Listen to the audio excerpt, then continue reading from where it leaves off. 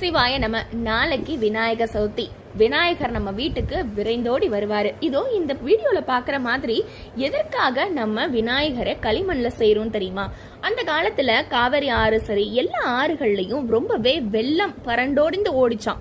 ஆடி பெருக்கப்போ நீரெல்லாம் வற்றி போய் வெள்ளத்துல மண் இல்லாம மண் அரிப்பு இல்லாம நீர் ஒரு இடத்துல தங்காம இருந்துதான். அப்போ விநாயக பெருமான மன்றாடி மக்கள் கும்பிட்டு நம்மளுடைய முன்னோர்கள் விநாயக பெருமான களிமண்ணால செய்து 5 நாட்கள் 3 நாட்கள் வீடுகள்ல வச்சு தன்னோட குடைகள் எல்லாம் சொல்லி அவர்கிட்ட மன்றாடி அவரை வாழ்த்தி அவருக்கு பாட்டு பாடி அவரை வணங்கி சந்தோஷமா இருந்துட்டு அந்த களிமண் காயறதுக்காக தான் அந்த 3 நாள் 5 நாள் பூஜை.